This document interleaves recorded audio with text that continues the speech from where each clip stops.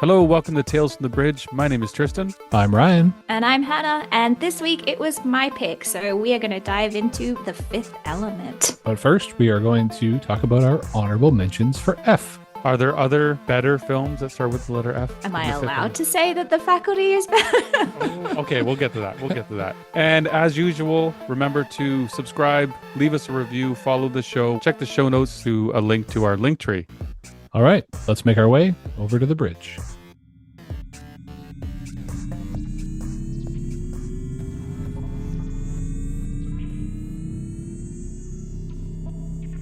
All right, so let's talk about some other films that start with the letter F that Like The are Faculty? worth watching. Okay, here we go. Let's just go right into The Faculty. Look, I know that I already kind of went into it on the Edge of Tomorrow podcast when we were talking about what was coming up next week, but this is like my ultimate childhood sci-fi movie. It was Josh Hartnett, who was just a babe, still a babe now. He's having his comeback. I'm here for it. Aliens invading the Earth, kind of invasions of the body snatchers style. On rewatch, aged badly. Definitely not as good as The Fifth Element, but of its time, it holds a special place in my heart. Yeah, no, I definitely have. I stand for that for sure. Now, I have not rewatched it in a very long time, and your comments make me concerned about a rewatch. Yeah, maybe don't. Maybe just have it in I'll that just kind keep of it rose in my tinted glasses. head. Great. Mhm. Yeah, absolutely. I think I The remember acting's not great. I remember the soundtrack more than the film itself. Yeah, that's definitely at least the one or two of the title tracks definitely stands out for sure. Yeah, the another brick in the wall scene with the stand out on the football field. So good. So Yeah. good. Yeah, and also, what's that actor's name? I can't remember, but just like a everyman character guy, right? Elijah Wood. No, sorry. I'm thinking of the coach. Wasn't he the Terminator? Yeah, he was Yeah, he was, but I can't remember the guy's name. Robert Patrick? Was Anyway. he T1000? He was. Yeah, Robert Same actor. Patrick. Oh, there you go. We're Yeah, film podcast experts. Yeah, tell. I met him. We met a few of us from the podcast when we were doing one of our panels at Fan Expo in Toronto. Met Robert and talked to him for a bit, and he was very cool. He was very cool. He just wanted to chat. He was a cool guy to chat with. Nice. I would not have gotten that vibe.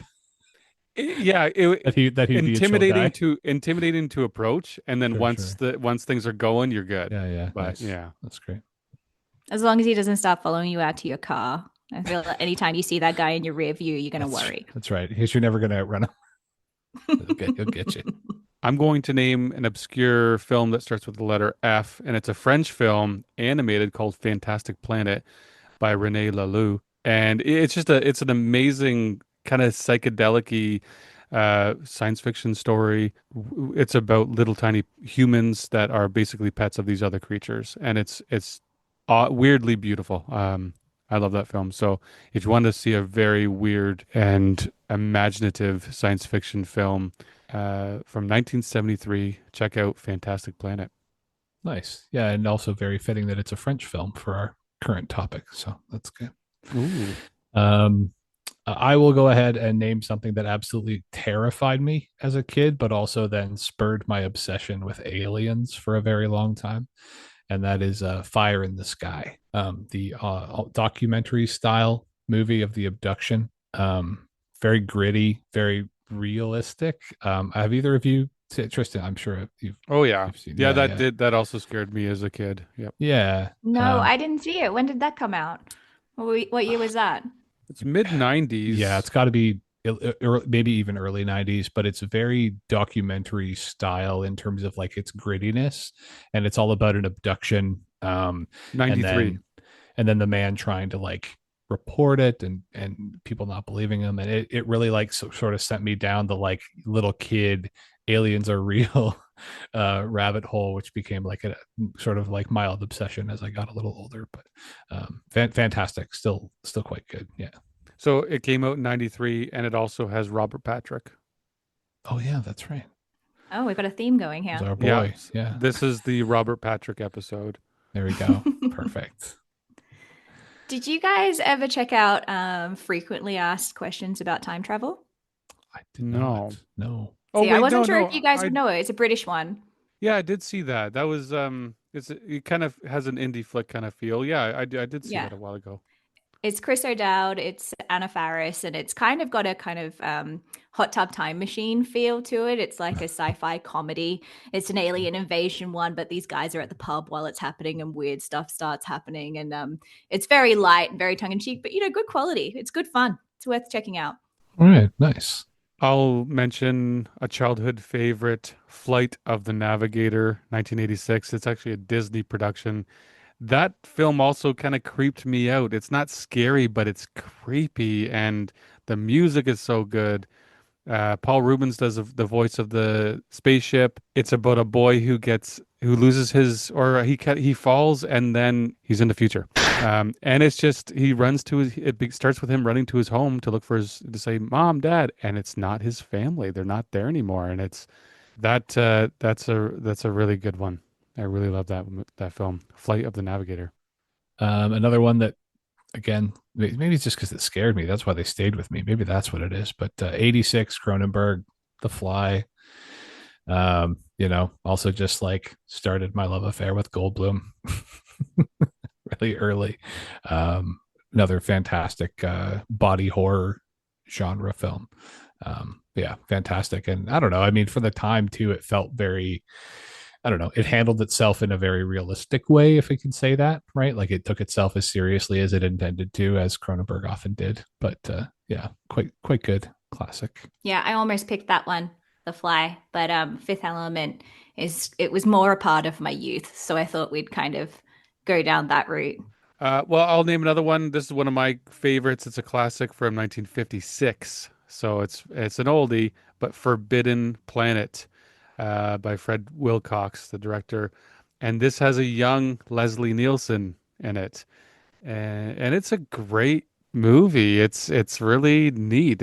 You want to watch an oldie that actually still holds up. It's got the robot in it that everyone knows, Robbie the Robot, but it is a great film. I love that one. So let's get into it then. The Fifth Element. So released in 1997, directed by Luc Besson, stars Bruce Willis, Mila Jovovich, Gary Oldman, Chris Tucker. I could go on. And it takes place in the 23rd century. Story centers around Corbin Dallas, which is Brucey, who is an ex-special forces major, now cab driver, who unwittingly becomes humanity's last hope when a mysterious and powerful being, Lilu, played by Jovovich, literally crashes it into his life, falls into the back of his cab. Together, they must recover 4 elemental stones that, when combined with the elusive 5th element, can stop an ancient cosmic evil from destroying the Earth. Now, I rewatched this last week, and I think it was the first time that I watched it in a good 10 years or so. Like, it's been time, and I know it was always up there as one of my faves, but it'd been a real moment since I watched it. And the thing that really struck me on rewatch was just how goddamn fun this movie is. I forgot. It's such a good time. It's visually like wildly imaginative. It's bursting with color and style, the set design, costume design. Costumes were designed by Jean-Paul Gaultier, and just the level of detail that is invested in the world building, just next level. At the time of its release, it was the most expensive movie. I think this is right, most expensive movie produced outside of Hollywood at the That is time. correct. Yeah. Yeah, and the visual effect budget was also the highest of its time. So you can feel it. You can feel it from well, not from the opening scene. Okay, no hate to Luke Perry, but the Egypt scene at the start, it was a little still visually very stunning, but slow. But as soon as we're in the future, I was just so invested in like the reality of this world. So yeah, directed by Luc Besson, French filmmaker, and to totally kind of generalize French cinema, a key feature there is like tonal shifts. Like French films, European films aren't typically bound by like the construction of Hollywood movies, I guess you could say, as a generalization. It kind of swings around, and that's this movie, right? It swings from like slapstick comedy to really high stakes sci-fi, and it's these tonal shifts that really contribute to the pace of the film, which just cooks. It's 2 hours and 6 minutes long, but there's like barely a place throughout the whole thing to catch your breath. I feel like everybody's having a great time in the movie. The performances from Gary Oldman as the villain is great. Not sure about the accent, but I guess we can talk about that.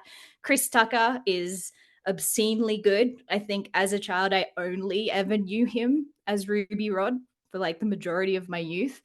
I think maybe it would have been nice to get a little bit more out of Bruce Willis. Um, he plays the reluctant hero so often, except for maybe John McClane. But even John McClane was a little bit of a reluctant hero, right? Oh, totally. Yeah. And he just feels like he's kind of playing Bruce Willis in this movie. Like this was in the middle of a really interesting sci-fi run for him. So he did 12 Monkeys in 1995. 97 he does Fifth Element, and then 1998 he does Armageddon. I feel like he plays the same character in every one of these films, right? Like could you really differentiate? I don't know, what do you guys think? Was he like phoning it in? I think that a lot of those main actors like that, they do that, right? Yeah, he played this. He's Bruce Willis, Yeah, the I feel like reluctant we hero, had but nothing can stop that guy, and it's just yeah, it's the I John feel like McClane we've all the way. had similar comments about like Harrison Ford, right? About how like Right. they're that guy for that moment, and so that's the guy who gets put in the role. And there's always this bit of a vibe of like not too cool, right? But a little bit, right? Like he's in the world and he's feeling it. But yeah, there's always that little bit of like character is a loose term, I think, for sure. Yeah. There was a period of time where I said that I think Samuel L. Jackson didn't even read scripts. He was just in so many movies. Like he just was like, yes, he just said to everything. And Bruce Willis was kind of doing that in the 90s. Like looking at his IMDb page for this podcast, like he's releasing one or two movies a year for like over a decade. It's just constantly working, this man. And I think part of that too was at the beginning of his career, he was really pigeonholed into the romantic thing. And when Mm, he broke out, right, with an action flick, I think for him, he was like, yes, this is actually my thing. Right. And I think he was very happy to be into something else, even if it then ended up sort of pigeonholing him again in a different yeah. type of role. Right. Like, because I definitely love him more in this genre than I did uh, before. That's for sure. But yeah, this was like breakneck releases for him, eh? I do Yeah. remember hearing about. I guess he was a comedic actor. It's kind of hard to see, but he was in the '80s, and then apparently when he was cast for Die Hard, it was a joke to many people. They're like, "What? I thought it was going to be an action film. It's Mm-hmm. by McTiernan, and this is the budget, and this is the concept, and they're going to have Bruce Willis." And then he pulled it off, and yeah, he kind of plays the same role, just He's like when he softer as tries. well, I think. He Like a does. little He bit of he a also romantic. he does that really sly smile too many times at Hmm. the in the Yeah, but first they bit. all kind of do. Like, Yeah. there's that general, He also like, tries let's to face it, all the kiss dudes her have while that. she's sleeping, and it's like, well, Yeah. I don't know about I, that, bud. I do love that she puts a gun on him though in that Yeah. moment. Like, just not to jump ahead, but dang, that was yeah, great. And then that little joke, the translation moment, right, where he's like, "What does this mean?" Yeah. Yeah, yeah, That's the only reason that he gets away with it. I think that it part where is. he kisses her is definitely problematic, but the Oh fact that yeah. she responds so aggressively and then the translation is never without my permission is like, okay, all right, we're sending the right message, so I guess it can stay. But yeah, he is a little bit creepy in this, but I think, during the opening scene, when he's on the phone with some rando who Tristan pointed out to me, you never know who this guy is that he's having the phone call with at the start of the film, but he is talking about like how he wants to find a girl and he's lonely and all of that. So it is setting up his character for this kind of, he's pining a little bit and he's looking for the perfect woman. And that's That the whole scene, thing, that right? scene is Like, so cringy too. Like when he's like describes the way she looks and the eyes, and he lays down. It's like a teenage girl like talking on the phone. but that's the whole tone of the film. Like the whole tone of the film is so camp and so cheesy and over the top. And I think honestly, that's one of its strengths. I love that about this film. Like there's no big kind of moral dilemma in this movie. And there's no, and like there is high stakes, but it's kind of all played with like a bit of a smirk and a smile. Like the whole thing is just fun. It's not a think piece. No, No, it never lets off the gas, like you No, said, right? right? Like, and I think maybe that was one of the reasons as a kid, aside from all the other elements, the props and the sets and the the dynamic action sequences and stuff, that it just, yeah, there's never a moment where you are not looking at something, watching something, hearing something. It's, yeah. And I never thought about the tonal shifts either, but yeah, it absolutely does swing from, like, yeah, that like kind of cringy personal scene to hardcore action to comedy. Like, it's, yeah, it is kind of all over the place, but it's the thing that keeps you in it the whole time. Yeah, it Absolutely. works. Yeah. I wonder if it would, if that level of detail would happen nowadays, not to get too into like, Hollywood's dying and there's no money for movies and everything's going straight to streaming and all of that. But, we did talk about the level of details that's gone into the set design, but also, there's effort made into characters. Like characters are built who have 10 seconds of screen time and have absolutely nothing to do with the actual story. And as far as the plot goes, these characters don't mean anything, but uh, they're given an aura, they're given a presence in the film that they don't need, but which is awesome. Like just these little extra elements. Like one in particular that I'm thinking about is when they're boarding the cruise ship, airplane, whatever it is, and the guys are underneath the plane fueling it and they're getting rid of all the bugs and stuff. And I think they're Jamaican. And just none of that needed to be included in the movie. If that wasn't in the movie wouldn't be lesser. But the fact that it's in there and that money was spent on just putting these little bits of the film in just to elevate the whole world building, it's awesome. And I just don't know if now studios would allow it necessarily. Like just cut it, just get the screen time down, cut it. Despite the fact that it is easily one of those perfect things that helps build that world out, right? Yeah. And in that way, for some reason too, that scene always makes me think uh, a little bit of Star Wars. Like it also feels like a little something extra that you would find in, like, especially the early Lucas days, right? Where he would put that little extra in of like just a cut to like this weird little creature off to the side that, yeah, serves no narrative purpose at all, but like makes Mm. you just help build that little bit extra. I mean, and even just, I think about that mugger at his door like once every couple of years. That man just pops into my head. Yeah. Because, with the yeah, with headband. the head, with the hat that's like makes it look like the hallway, like it's, and and I just love how early that happens too. Like it really does Mm. help set that kind of, and he just does like that weird dance because he's nervous now because he's lost his weapon. And yeah, again, yeah, serves no purpose other than, I guess, making Bruce look a little more badass because he, talked a gun out of a guy's hand or Yeah, whatever. it tells And you so yeah, much about Bruce. yeah, Definitely. It shows really him that he knows informs his way his around character. weapons. And Yeah. yeah, yeah, yeah. But it's No, fun and it's done in a really interesting way. Yeah. yeah.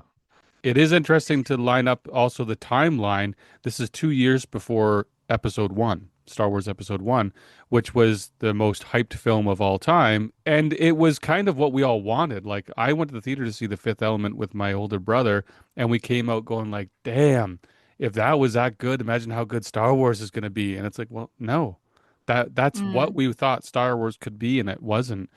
Um, Well, and it wasn't Hollywood either, right? Like that's Mm. which is a that. really amazing, yeah. Yeah, and I'm curious how much. So apparently, I don't know how much of this is true or it's just a story that Besson actually wrote most of this story in high school. And it was like an escapism for him, I guess, because he didn't have a great time in school. And this was one of the first things he wrote in its entirety. And there, just thinking about the idea that, like, yeah, a 16-year-old definitely wrote this, right? Like just some of the outlandish elements and some of the focuses of the narrative and the aesthetic choices for sure of some things. But I do wonder if yeah, that combination and as you were talking about it not being a strictly Hollywood thing, yeah, you're right. It probably may not have been able to be as full of his vision as it ended up being. Well, something that really stands out with the film as well is just the aliens, the Mangalores. They are some of the best looking aliens in any film. They're real. They're humanoid, but those are real masks. They're animatronics. They look real. They look like real aliens. Are Can't they the say that. bad guy Yeah, aliens? Yeah. the mercenaries. Um, Hmm. there's no other way to say. I mean, I could just keep saying it. They look real. Why the hell are we animating every alien nowadays? Hmm. And then I'm going to throw it back to Luc Besson again and mention Valerian. I Yeah. had high hopes because I Mm. thought, oh, this is going to be this is 2 decades later, Fifth Element, and it wasn't at all. It was a cartoon.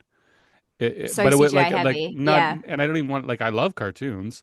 Like I love animated films when they're supposed to be animated, but when you're animating things and trying to make them look real, that's so silly. And Valerian was such a letdown, like in many ways. So it's really interesting to see a home run in 1997 and then like a total strikeout 20 years later with Valerian when you had an even bigger budget, all this money, bigger team, bigger effects, all these things. Yeah, I think if I had one true criticism of the Fifth Element, it would be that the visual effects, the CGI style visual effects, are so poor. But the reason that they're so poor is because they are in contrast to the real effects that they use. They've got the shots of these amazing looking aliens and these just highly detailed sets, and then thrown in with this really low quality CGI. It almost highlights the fact how poor the CGI is compared to when it's done practically. Like the scene where Lilu is rebuilt, when they've got her in that tube and her body's being rebuilt, is comically bad now, like in hindsight. Like that's aged really poorly in terms of what we consider to be good quality I think at the time a lot of people were quite impressed by it, but Yeah, I remember being like, not bad, not bad.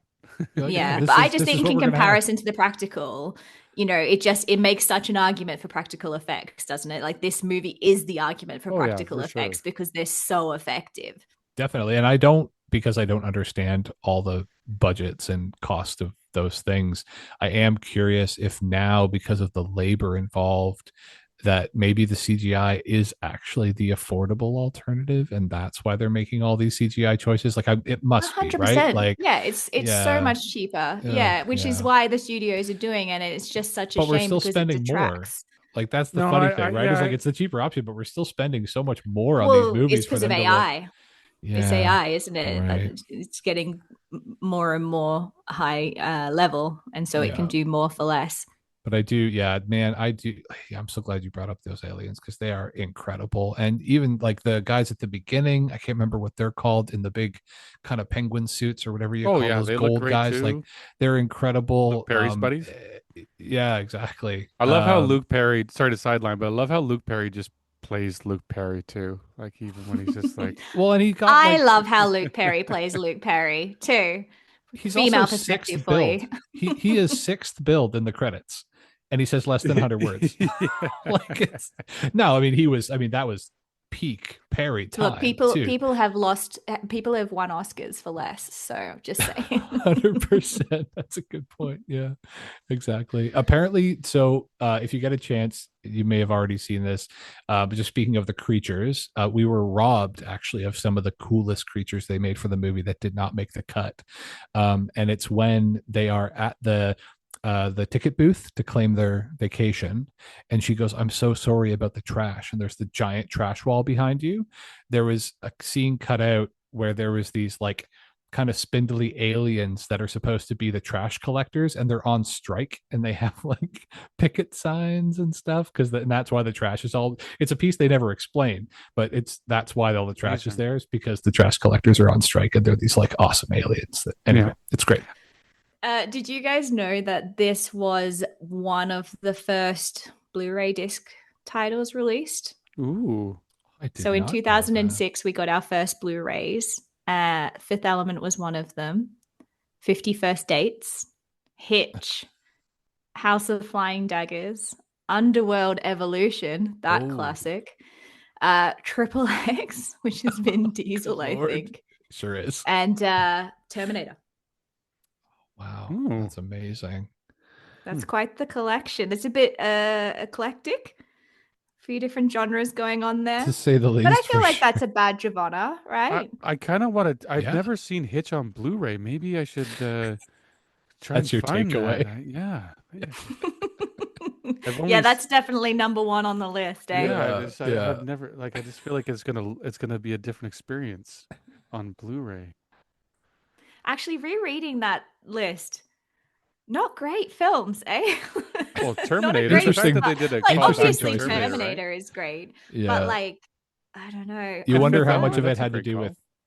the studios, right? Like if maybe they got first, like who knows how that decision was made, right? Well, yeah, because they were all from Sony except for Terminator, which was MGM. So it was obviously Oh, okay, Sony that was leading the charge there. right. That Oh, makes that's sense. right. And that's when one of their Hmm. PlayStations probably was going to also play Blu-rays. 2006.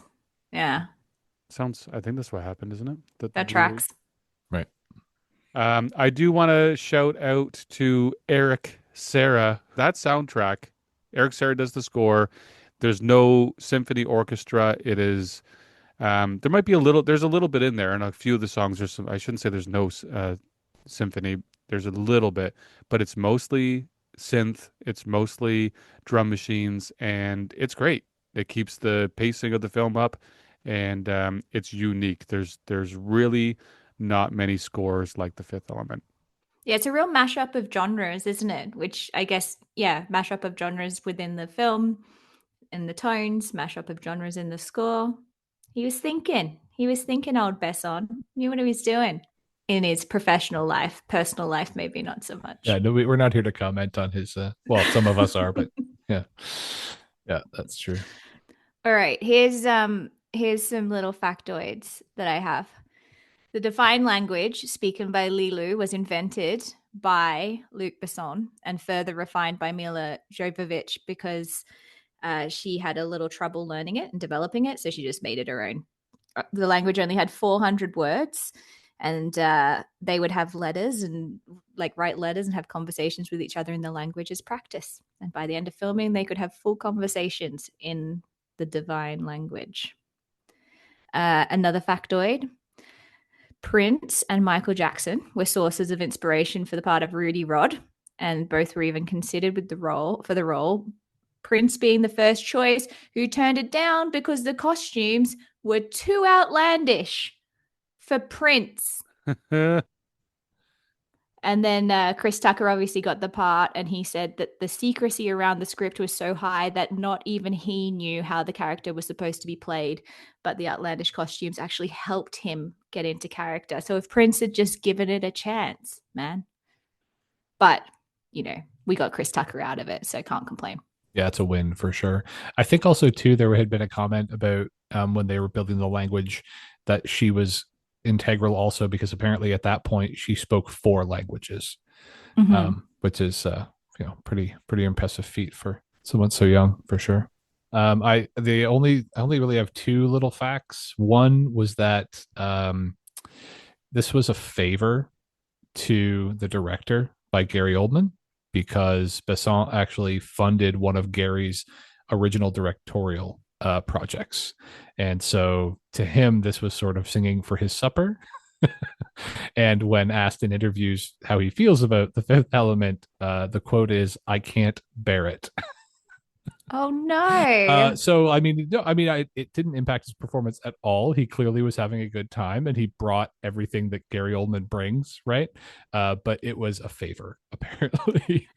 We haven't even touched on Gary Oldman either. He's such a great villain because he's so incompetent. Like in terms of being a bad guy, he's just not a threat at all. And And he yet, has a way of delivering lines, like when he's by himself, that like mm, no other actor could get away with. Like when he opens the case and it's empty and mm. he's like I think the line is like I am distraught or something, like something insane that you would never say out loud, but you're just like, yeah, of course, yeah, you would say that. Zorg would say that for sure, Yeah. right? Like comedic incompetence. And that is actually something else, like that's a theme, eh? Like the villains incompetent, cops incompetent, government incompetent, like every single like Yeah, possible. the cops refusing to chase Corbin in the taxi because they wanted to get Like McDonald's. McDonald's, yeah, exactly. And that their That's response so to good. him possibly being a car thief is to like blow him out of the air with high powered assault weapons. Like, oh man, yeah, 23rd century. What a time to be alive, eh? terrifying. Yeah, exactly. Oh, and the only other ridiculous little fact I had was that Elizabeth Berkley had auditioned for the role of Lilu. But unfortunately, the poor showing of Showgirls in '95 hindered her ability to get the role. No, can you imagine? I That was a can't. dodge, I eh? can't. Oh, yes. Yeah, a near miss for sure. Yeah. Oh, also, is Bruce Willis's cat cross-eyed?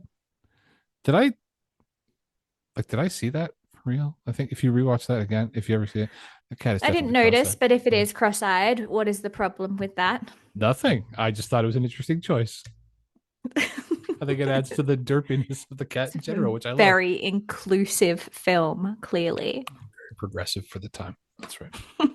Oh, I do have two other things, and it's Yeah, only because go I'm for it. like, hey, these were cool. One, floating noodle boat, one of my favorite set pieces in the whole movie. Yes. That Like, is oh very my good. god! Yes. And Yep. again, the casualness of him just sitting in his apartment at the window having noodles, and then you hear the Yep. almost like it's an outboard motor running that thing, and he just floats. So it's so lovely but again, like how much time would that set piece have taken? And it's on Mm. screen for like it's not, is it even a minute? Like But it's it builds so much of the world. Now it you know does. how you Yeah. know a little bit more Yeah. about how they eat in the future, and it's not necessarily Uber Eats. It's the restaurant comes to you to your but it window also on but your it also skyscraper. serves a really nice narrative purpose too, which is keeping him in his apartment for a minute so he can get the mail, right? Like otherwise there's not really necessarily a reason for him to have been there Right. except for that he was having the noodles. Right. And then I don't know why both my things are around food and drink, but the robot bartender that Ian Holmes character interacts with at the airport is also just delightful. He Yep. Oh like yeah. makes a joke about something about humanity, and the robot's just like shakes his head like, no, I have no idea what you're talking about. Very Futurama feeling. But anyway, Ian Ian, Holm. yeah, Yeah. Also, exactly. Ian Holm. Totally did Yeah. not talk about Ian Holm at all. But yeah. Yeah. He was I think that was one of my first yeah, that was my first Ian Holm film, and then I guess it would have been because I would have been 14 or 15 watching it first in the theater, and then yeah, seeing other films with him, like The Sweet Hereafter. That was a Canadian film with he was in that, and then obviously Alien, and being like, oh my God, that's the same guy from The Fifth Element, and yeah, And then to become an actor who so hugely shaped your life. Hey, Tristan. because of him being Bilbo Baggins. Isn't Bilbo Baggins like one of your hall passes? I don't Sorry. like I'm allowed to have sex with Yeah. my Okay. It girlfriend took would me a let me have second. sex with Bilbo Baggins. What? Well, it's your choice. I would. Mine's Marty McFly. So All right, so the letter G, it's my pick, and there aren't a whole lot of science fiction films that start with G that would be good to pick. So I did pick a good one, I believe. So I did want to pick a Godzilla, and I do hope I think we'll have time to talk about a Godzilla because I love Godzilla, but I'm not going to make us read or watch one of those. So we are watching Gone Fishing with Joe Pesci from 1990. Just kidding. oh man, this night's never We're gonna gonna end. watch Good Burger. Remember Good Jesus Shut Burger? the fuck Christ. up. Okay, I'll stop. Um, so the film that we are going to watch is one that I haven't seen in a long time, Gattaca. Oh, nice. So I haven't seen this in many years. Yeah. Long If time. they're yeah, and I do remember enjoying it. It's a slow burn. It's a bit Yep. of it's a slow drama, not a whole lot of action, but I do remember the characters being very intriguing. Um, I remember I'm a fan of Ethan Hawke. I think he's great. I like a lot of Ethan Hawke actually. He's probably a favorite of mine. So I'm happy to watch this film that I haven't seen in probably 15, 20 years. So it's going to be Gattaca. Can I just say, not the only G you could have chosen. You're gonna say a Galaxy film that's Quest and Galaxy Quest Yeah, it was a good one. Gravity. Gravity's a good one too. Come on. or Ghostbusters. No, I can see like there's an argument that Ghostbusters isn't sci-fi, but Gravity is like fucking crazy good. It's not Gravity is good. We'll probably talk about this next week, or next time we record. But it's not very science fiction like, right? It is just an action film in space. And Galaxy Quest has a real big following. Like people go Yeah. Galaxy Quest kicks bonkers over ass. Galaxy Quest. Yeah, that's a great Okay. one. But Well- sure, let's do Gattaca. No, it's your choice, Tristan. It's We're your doing choice. Gattaca. Also- we can do sorry. Gone Fishing if you want with Joe Pesci. You guys ever seen that? Probably not.